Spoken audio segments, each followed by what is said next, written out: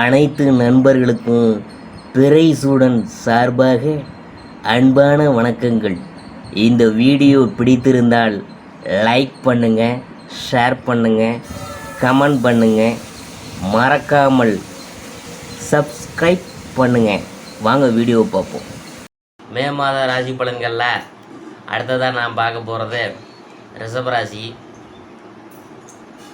ரிஷபத்தில் கிரகநிலை எப்படி இருக்குன்னு பார்க்கும்பொழுது, பஞ்சமஸ்தானத்தில் கேது, தொழில் ஸ்தானத்தில் சனி, லாபஸ்தானத்தில் புதன், ராகு, செவ்வாய், அயன சயன போகஸ்தானத்தில் சூரியன், குரு, சுக்கரன் என கிரகநிலையெல்லாம் இருக்குது.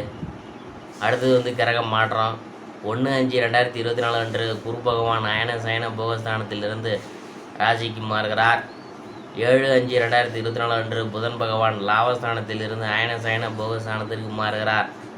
13/5/2024 அன்று சூரிய பகவான் அயன சயன போகஸ்தானத்திலிருந்து ராசிக்கு மாறுகிறார்.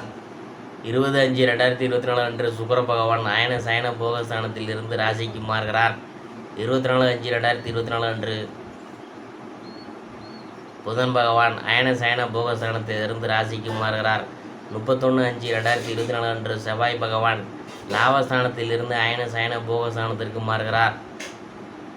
பேச்சாற்றல் மூலம் எப்படிப்பட்ட சிக்கலான காரியங்களையும் சுமூகமாக முடிக்கும் திறமையுடைய ரிஷபராசி என்பர்களே, இந்த மாதம் பொருள் வரவை சேமிக்க வேண்டும் என்ற எண்ணம் வரும்.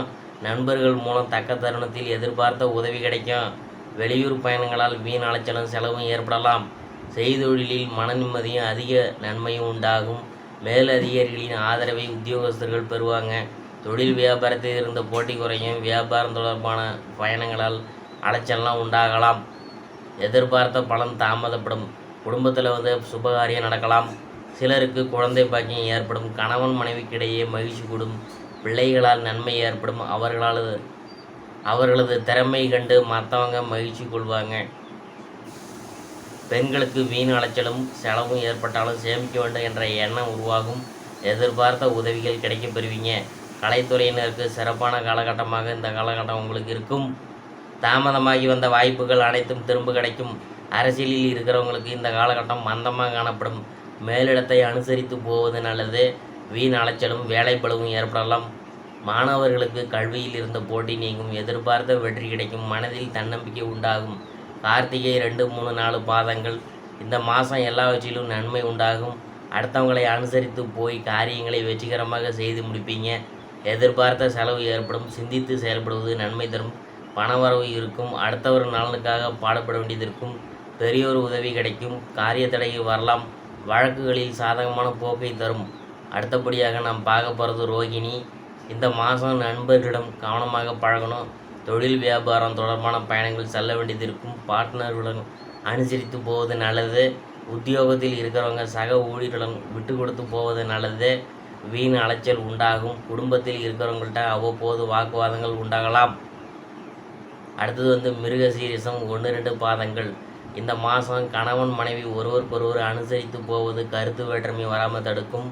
பிள்ளைகள் நீங்கள் சொல்வதை கேட்டு நடக்கிறது மனசுக்கு திருப்தியை தரும். உறவினர்களுடன் வாக்குவாதத்தை தவிர்ப்பது நல்லது.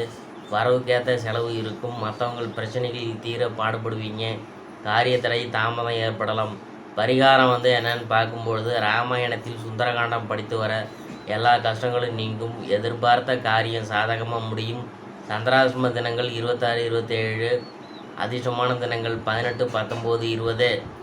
இதுவரைக்கும் நம்ம பார்த்தது மே மாத ராசி பலன்களில் ரிஷபராசியை பற்றி தான் நாம் பார்த்தோம்.